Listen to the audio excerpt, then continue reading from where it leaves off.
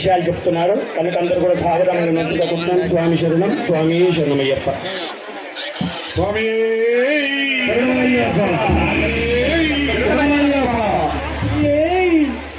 ఇక్కడికి వచ్చిన స్వాములకు, కోరుట్ల స్వామి, చుట్టుపక్కల ఉన్న గ్రామాల నుంచి వచ్చిన స్వాములకు, మా మహిళా మాతలు ఎక్కడికి పోయినా కన్నుల నీటిగా ఉండేది ఏంటంటే మహిళా మాతలు, మంచి మాతలే. ఏ దేవాలయానికి పోయినా కోరుట్లలో ఎక్కడ కూడా మేమేం తక్కువ కాదని 400 వారు మనం ఒక్కడే అనుకుంటాం. మొత్తం కింద ఉన్నాం, ఇక్కడి నుంచి అక్కడ మన మహిళా మాతలు ముఖ్యంగా వారికి, అదేవిధంగా ఈ ఆలయ వ్యవస్థాపకుడు బాగా కష్టపడి మొదటి నుంచి కూడా, ఎందుకంటే ఇక్కడ 2 దేవాలయాలు ఒకసారి మొదలుపెట్టాం 95లో. అది 30 సంవత్సరం తర్వాత 2009లో కోరుట్ల నియోజకవర్గం ఏర్పడిన వచ్చి, అంటే అంతకుముందేమో నాకు ఇన్సూరెన్స్ ఎల్ఐసి ఏజెంట్గా తెలుసున్నాను. నాకు ఒక 40 ఏళ్ళ స్నేహితం చెప్పాడు, చిన్న వయసుకి ఇప్పుడెందుకు చేస్తాము ఇన్సూరెన్స్ కిందగా నేను ఎప్పుడు కూడా వ్యతిరేకిస్తాను. అయినా వదిలిపెట్టకుండా అప్పుడు ఆ కాలంలో 2 లక్షల ఇన్సూరెన్స్ చేయించుకున్నాం. ఆనాటి నుంచి స్నేహితం ఇదే దేవాలయ నిర్మాణంలో కోసం కూడా ఎప్పుడైతే ఇక్కడ కోరుట్లనే గారు ఏర్పడ్డదో మీ అందరి ఆశీర్వాదంతో, అంటే మీకు ఏదో రాజకీయ స్పీచ్ కాదు నేను చెప్పేది. ఎప్పుడు ఎందుకు మర్చిపోనంటే మెట్పల్లి నియోజకవర్గం ఉన్నప్పుడు 2 సార్లు ఓడిపోయాను. కోరుట్ల నియోజకవర్గం అయిపోయాక ఆనాటి నుంచి ఈనాటి వరకు 4 సార్లు నేను మొన్న నా కొడుకు నిలబెడితే కూడా 5 సార్లు మీరు గెలిపించిన జీవితాంతం మీకు రుణపడి ఉంటాను. ఆనందంతసేపు నాతో నైన సాయము అప్పగేస్తాం, కోరికలను మర్చిపోకుండా ఎప్పటికుండా మర్చిపోవడం ముఖ్యం చేస్తాం. ఆనాటి నుంచి 2009 ఎప్పుడైతే రైలు గారు ఇంకా నా మీద పట్టు పెరిగింది, ఎమ్మెల్యేను కదా ఇది చేయవు అని చెప్పి ఏది చెప్తారు నో అనుకుంటా. దాని నిర్మాణం కోసం 20 లక్షలు అడిగి 20 లక్షలు పట్టు పెట్టాం, కటింగ్స్ మొగం 15 లక్షలు మనకు వచ్చాడు. శనేశ్వరాలయం కడుతున్నాడు, సెంటిమెంట్ కదా, నా సెంటిమెంట్ గ్రహించాడు. దేవుడు అంటే భక్తున్నది బాగా కనుక ఇట్లా కొడుతా అట్లా ఇస్తానని చెప్పి స్వామి దాని స్టీల్ ఇస్తారంటే జన్మ ఉన్నంతసేపు శని మీ దగ్గర రాడు అని చెప్పిన అనగా మంచి స్వామిని పంపుతా అని చెప్పి ఆ దేవాలయానికి ఎంత పడ్డప్పుడు దానికోసం మొత్తం సలాక కూడా పంపడం జరిగింది. అదైన తర్వాత నిర్లక్ష్యుడు మళ్ళీ వదిలిపెట్టలే, నిన్న కూడా లక్ష్యుడు మళ్ళీ వదిలిపెట్టకుండా ఆహ్వాన పత్రిక ఇస్తాను వచ్చి నేను అనుకుంటే అయ్యా 13 జ్యోతిర్లింగాలు పెడుతున్నాం, 12 చుట్టూ ఒకటి మధ్యన ప్రజల కోసం 12 మాత్రం దాదాపు దొరికారు, మీ ఎందుకు ఒకటి ఇవ్వాలి అని అన్నాడు. వినాకమన్న 2 నెలల కింద స్వామిగా నువ్వు ఇచ్చిపెట్టావని ఎట్లాగా నాకు తెలుసు, ఇస్తా సామాన్ కూడా ఒప్పుకోవడం ఎమ్మెల్యే అయిన తర్వాత ఇక్కడ ఎన్నో అంతరాలు జరిగినాయి. ఈ ప్రాంతంలో ఇక్కడ వాటర్ ట్యాంక్ కట్టాలని చెప్పి దీన్ని డిస్టర్బ్ చేయాలని ఎన్నో జరిగినాయి. అయినా ఎప్పటికప్పుడు ఆయన చెప్పినప్పుడు నిర్మాణం చేపించి ఫిక్స్ చేయించి రౌండ్ కాంపౌండ్ కోసం ఫిక్స్ చేయించి ఏరియా వేసేసి కూడా ఈ దేవాలయ నిర్మాణం కోసం ఆయన కష్టం చెప్తాడు, కష్టపడ్డాడు. అందుకే పుణ్యాత్ముడు ఆయన నిజంగా చెప్పాలంటే 40 సంవత్సరాలు దీక్ష చేసుకొని మంచిగా కొడుకు పిల్లలు ఇలా కుటుంబం అంతా బాగుపడుతుంది. భక్తితో ఉన్న వాళ్ళం ఎప్పటికైనా పుణ్యాత్ములు అవుతాం, నాకు నమ్మకం పూర్తిగా. నేను కూడా 37 సంవత్సరాల దీక్ష తీసుకోవచ్చు. ఈ జీవితం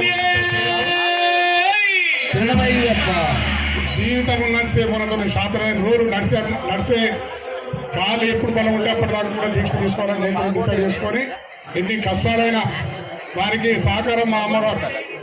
ఆమె ధనుర్వాసం అవుతాం, నాతో ఆమె కూడా ధనుర్వాసం, ఇద్దరు కలిసి ఆమె గుడి, ఆమెది నా గుడి, నాది నా అయ్యప్ప గుడి, ఆమెదో శ్రీమన్నారాయణ గుడి. ఎవరి గుళ్ళ వల్ల పొద్దులేసి ఎవరి రూమ్ల వల్ల పూజలు చేసుకునే విధంగా ఒకరికొకరు సహకరించుకొని ఇలా ఈ జీవితం గడుపుతున్నాం. వాళ్ళ జీవితం ధన్యమైపోయింది. నిజవర్గంలో 5 సార్లు ఎమ్మెల్యే గెలిచినప్పుడు మాకు అంతకంటే పుణ్యం ఇంకేది అవసరం. ఇంతమంది ప్రేమ, ఇంత ఆప్యాయత ప్రజలతో ఉన్నదంటే మాకు ఏం చేసినా జీవితం రుణం తీరాలి. ఒక రాజకీయ కుటుంబంలో ఉండలేదు, నేను ఒక రాజకీయ నాయకుడిని కాదు. మా కుటుంబం, మా తండ్రులు కానీ మా అన్నలు కానీ రాజకీయం లేరు, కానీ ప్రజలు మీరు ఆశ్రయించి మనం గెలిపించారు కనుక ఎంత చేసినా మీరు రుణం తీరాలని నేను ఆలోచిస్తాను. కంటిన్యూగా 5 సార్లు మమ్మల్ని ఎమ్మెల్యే గెలిపించారు, చాలా ధన్యులం అయిపోయినాం. ఇలా బాగా పిల్ల పాపలతో హాయిగా ఉంటున్నాం. మీ అందరూ కోరుకునేది ఒకటే, ఇప్పుడు ఎప్పుడు స్వామి విడిచిపెట్టాడు మీరు వస్తే వీళ్ళందరూ రమ్మన్నాడు జాతరకు, కానీ దోషాకాడికి ఇవ్వని మనం ఇప్పాలని పెట్టారు. పైసా దోషం చుట్టూ నెంబర్ విడిచిపెట్టాడు ఎవరు కూడా. తోచిన కాడి కంటే మన సెంటిమెంట్గా అయ్యో ఇక స్వామి అడిగింది కదా 50, 100 ఎన్ని ఉంటాను ఇద్దామని చెప్పి ప్రతి ఒక్కరు కూడా ముందు కలిసి ఇచ్చే విధంగా ఆ భగవంతుని ఆశీర్వించాలని చెప్పి చెప్తారు. కూడా ముందు కూడా ఈ శివాలయంతో అందరి దేవుడు ఇక్కడ శనీశ్వరు ఉన్నాడు, సరస్వతం ఉన్నది, అయ్యప్ప స్వామి ఉన్నాడు. ఇవాళ శివుడు కూడా ఇక్కడికి వస్తున్నాడు కనుక కొరట్ల ప్రజలకు, ఎందుకంటే అన్ని మూలల దేవాలయాలే మనం. ఈ మూలకి ఇక్కడ, ఆ మూలకు కొంత సాయిబాబా దేవాలయం, మధ్యలో రామాయణం, అదేవిధంగా వెంకటేశ్వర ఆలయం, అష్టలక్ష్మి దేవాలయం, మూలకోటి మన చుట్టూ మన దేవుడు కొట్ల కాపాడుతాడు. ఎందుకంటే కొట్ల కాపాడుకుంటూ కూడా ఓ మాట లేకుండా చెప్తాను. మీ దగ్గర కాదు, ప్రతి ఒక్కరి దగ్గర చెప్తుంది. మీకు మంచితనం ఉన్నది, మంచితనం అది మీకు ఉన్నది కనుక భగవంతుడు కాపాడుతాడు. పూర్తి విశ్వాసం నాకు ఉన్నది. ఎందుకంటే ఏమైనా జోలుకోరు, మీ పని ఏదో మీరు చేసుకుంటారు, ఈ కార్యక్రమం మీరు చేసుకుంటారు. ఓట్లు వేసినప్పుడు ఆలోచిస్తారు ఎవరు మంచోడో ఎవరు కొట్టేద్దాం గట్టిగా తప్పితే ఎక్కడ కూడా మేము ఇది అదని చెప్పుకొని తిరిగారు కనుక భగవంతుడు అందుకే మీరు మంచి ఆశీర్వదిస్తున్నాడు. ముందు భవిష్యత్తులో కూడా అయ్యప్ప స్వామి గారి చుట్టూన్న మన దేవాలయాలన్నీ కూడా కోట్ల పట్టణాన్ని మంచి ఆరోగ్యాలతో పిల్లా బాబలతో కాపాడాలని చెప్పి మళ్ళీ ఒకసారి కోరుకుంటూ, మీ అందరికి కూడా ఈ జాతర శుభ సందర్భంగా పెద్ద ఎత్తున జాతర, అయ్యప్ప జాతర అనేది మరి చుట్టు ప్రాంతాల్లో లెక్క లేదు, కొరట్లనే ఉన్నది అయ్యప్ప జాతర. ఈ పడి పూజ చేస్తాక అంత ఎక్కడైనా నిన్న మెట్పల్లి జరిగింది పడి పూజలు, కానీ ఇంత ఎత్తున జనంతో. ఎందుకంటే జనం ఉండటానికి కారణం ఏంటి కదా, అయ్యప్ప స్వామి ఇంత పెద్ద గుట్టనిచ్చుడు. మనం ఈ గుట్ట ఖాళీ ఉండద్దు, ఇక్కడ ఏదో కార్యక్రమం చేయాలని చెప్పి ఇక్కడ అయ్యప్ప జాతరకు అందరినీ కూడా భిక్ష పెట్టి ఏర్పాటు చేసి ఈ కార్యక్రమం ఏర్పాటుస్తున్నందుకు నారాయణ స్వామికి, అదేవిధంగా మా అంబడి శ్రీనివాస్ రెండోసారి అధ్యక్షుడైన ఆయన మంచితనంతో ఇక్కడ ఉన్న అంతే మేము చూస్తాం. మీ అందరు కూడా అందరి పనియాలే, వీళ్ళు ఏదో రాజకీయాలు స్వార్థాలు లేవిలా అయ్యప్పకు సేవ చేసుకుందామన్న ఆలోచనలే ఉన్న స్వాములే ఉన్నారు కనుక దివ్యంగా నడుస్తున్నది.